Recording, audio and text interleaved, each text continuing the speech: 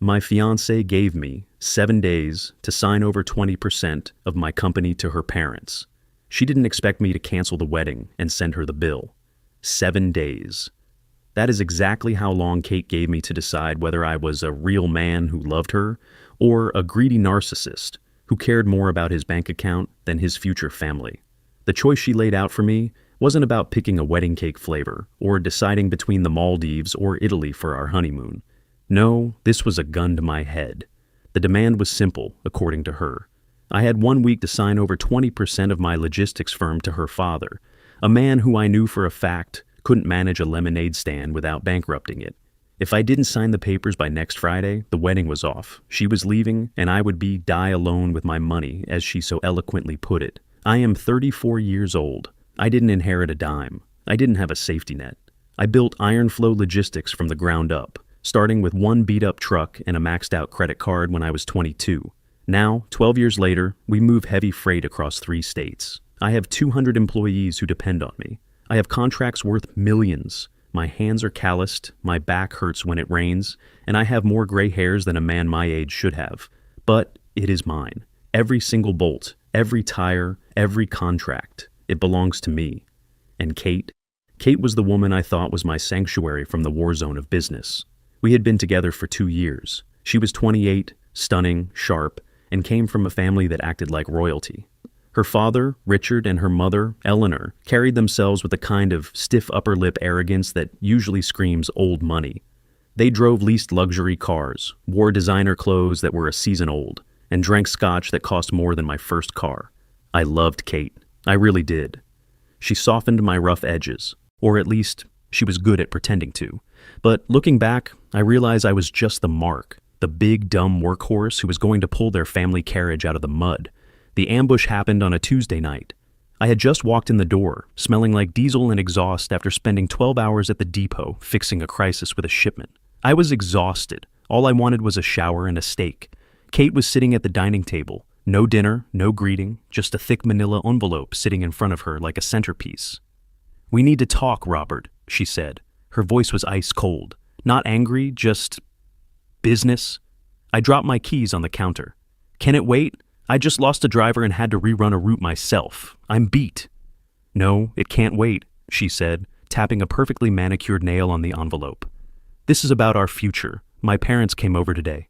I groaned internally. Richard and Eleanor. Great. What do they want?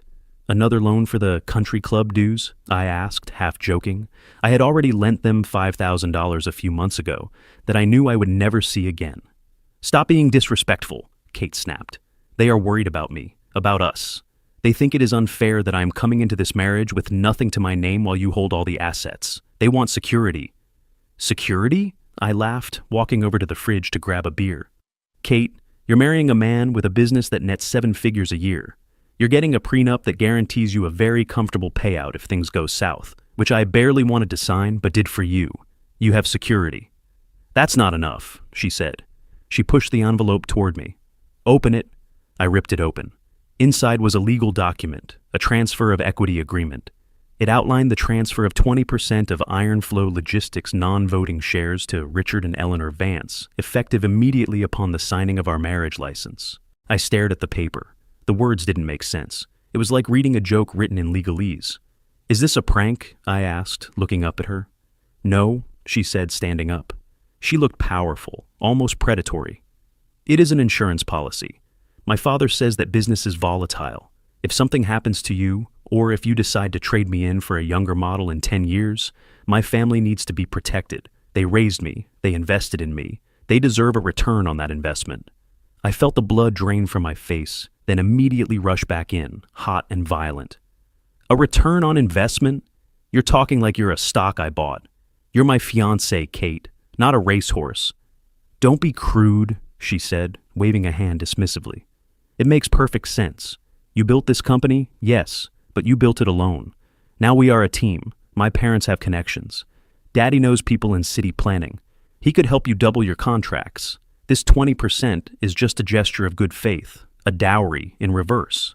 "A dowry?" I threw the papers back onto the table. They slid across the polished wood and fell onto the floor. "Kate, are you hearing yourself? You want me to give away 1/5 of my life's work to your father? The guy who tried to sell me a guaranteed crypto scheme last Thanksgiving? He's a gambler, Kate. He's incompetent. I wouldn't hire him to sweep the warehouse floors, let alone let him own a piece of the company. Her eyes narrowed. The mask slipped. Be careful, Robert. That is my father you are talking about. I don't care who he is, I roared, my patience snapping. This is my company, mine. I bled for this. I missed my brother's funeral because I was keeping this company afloat during the recession. I'm not handing over 20% to anyone. Not to your dad, not to the Pope, not to you. Kate didn't flinch. She just crossed her arms and delivered the line that ended us, though I didn't know it right that second. Then we have a problem, because I am not marrying a man who doesn't trust my family. If you don't sign that paper by next Friday 1 week from today, I am packing my bags. I won't marry a selfish man. She walked out of the room, leaving me standing there with my beer warm in my hand and the contract lying on the floor like a piece of trash. I didn't sleep that night. I went to the guest room. The next morning, I didn't go to work. Instead, I called Mia. Mia isn't just a lawyer, she is a shark in a Prada suit. We went to college together before I dropped out to start the trucking business, and she went on to terrorize corporate America. She has been my legal counsel for 10 years. I met her at her office downtown. I threw the crumpled contract on her glass desk. Read this, I said, and tell me if I can legally set fire to it. Mia put on her glasses, scanned the document for about 30 seconds, and then let out a low, sharp whistle. Wow, she said, looking up at me. Robert, this isn't just a transfer of shares. Look at Clause 4. I didn't get that far, I admitted. Clause 4 grants the minority shareholders, her parents' audit rights, and the ability to veto any expenditure over $10,000. Robert, if you sign this, they wouldn't just own 20% of the profits. They would control your checkbook. You wouldn't be able to buy a new truck without asking Daddy for permission. My stomach turned. They want control. They want to gut you, Mia corrected. I did a little digging on Richard Vance last week, actually. A friend of mine in banking mentioned his name. Did you know he's being sued by 2 separate contractors for unpaid renovations on their summer home? And he's 3 months behind on his mortgage. Everything clicked. The old money arrogance.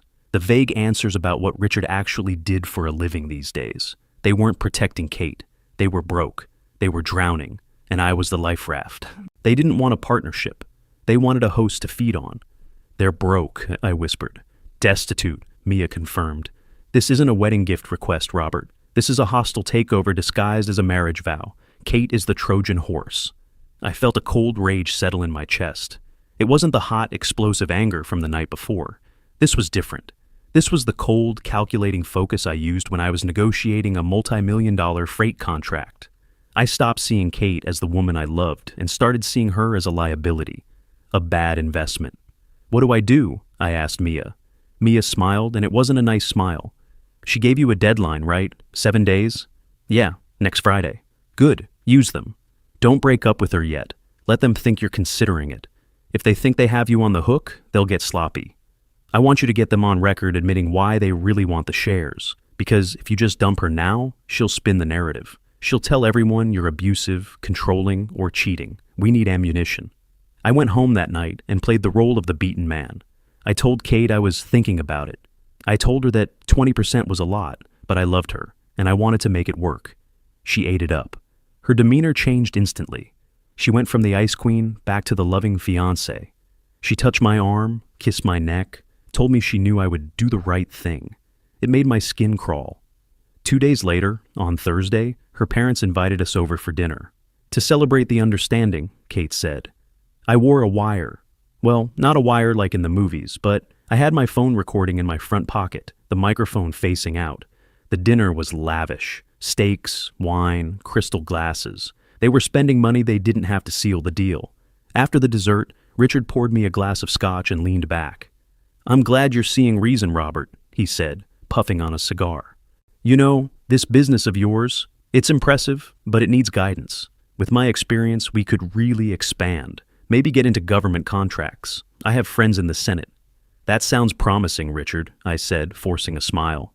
But 20%? That's a big chunk. Are you sure you can handle the liability? If the company gets sued, you're on the hook too. Richard laughed. Oh, don't worry about that. That's why we put the shares in a trust. Asset protection. Kate explained it to you, right? She did, I lied. But tell me, Richard, why now? Why is it so urgent that we do this before the wedding?" Richard exchanged a look with Eleanor, a nervous look. "Well," Eleanor chimed in, "we just want to make sure Kate is settled. You know how volatile the market is. We just want stability." "Stability," I repeated. "Is it true, Richard, that you're 3 months behind on your mortgage?" The room went dead silent. You could hear the grandfather clock ticking in the hall. Richard's face turned a violent shade of red. "Who told you that?" "It doesn't matter," I said, leaning forward. "Is it true? Is this 20% about Kate's security, or is it about you needing a cash cow because you gambled away your family fortune?" Kate slammed her hand on the table. "Robert, stop it! How dare you investigate my parents?" "I dare because you asked for 20% of my life, Kate," I snapped, dropping the act. "I know about the lawsuits, Richard. I know about the unpaid contractors. You're not looking for a partnership. You're looking for a bailout."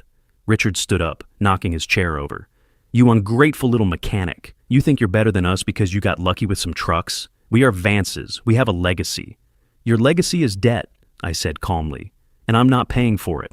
"Then get out," Kate screamed. "Get out of my parents' house, and don't come back until you have that contract signed. You have until Friday, Robert, or we are done." "We're done now," I said.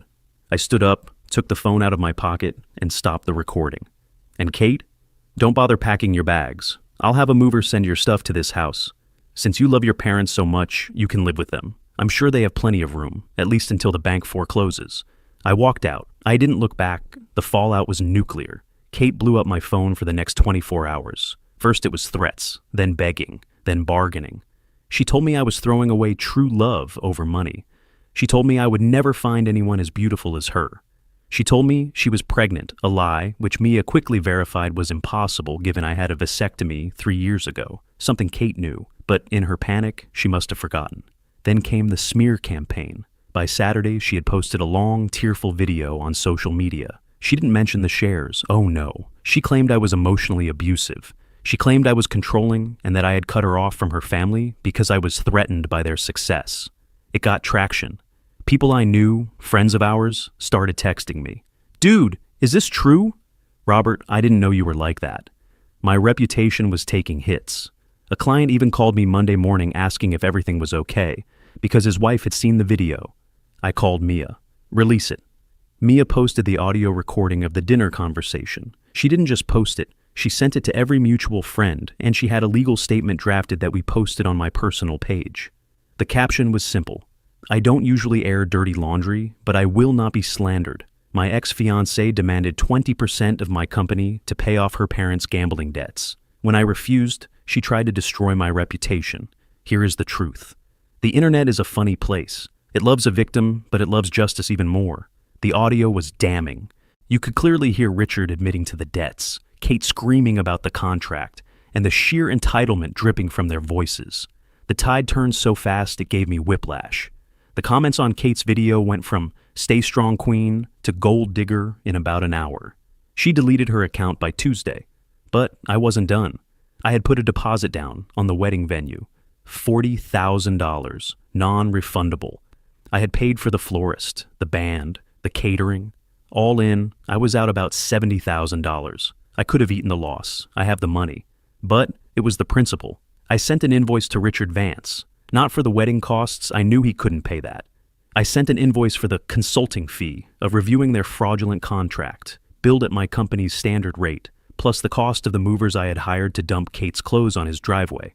He didn't pay, obviously, but I did something better. I called the venue. I told them the wedding was off, but I had already paid for the space. I asked if I could donate the reservation. We found a charity that helps veterans. We turned my wedding into a fundraising gala for injured soldiers. We used the catering, the band, the flowers. I stood on the stage where I was supposed to say "I do," and instead handed a check for $50,000, raised that night, to a Marine who had lost his leg. Kate tried to reach out one last time about a month later. She sent a letter to my office. No return address. It was handwritten. "Robert, I miss you. My parents were wrong. I see that now. I'm staying at a friend's place. I left them. Can we just get coffee? I promise. No contracts. Just us." I read it. I felt a twinge of sadness, sure. We had good times. But then I remembered the look in her eyes when she slapped that envelope on the table. The look of a woman who didn't see a husband but a bank account. I took a red marker, wrote "Return to Sender" across the front, and dropped it in the outgoing mail. I heard later that Richard lost the house. They moved into a 2-bedroom apartment in the next town over. Kate is working as a receptionist at a car dealership. As for me, Iron Flow Logistics just opened a new hub in Texas. I'm working harder than ever. I'm dating again too, a school teacher named Sarah. She drives a Honda Civic, splits the bill on the first date, and doesn't know or care what my profit margins are.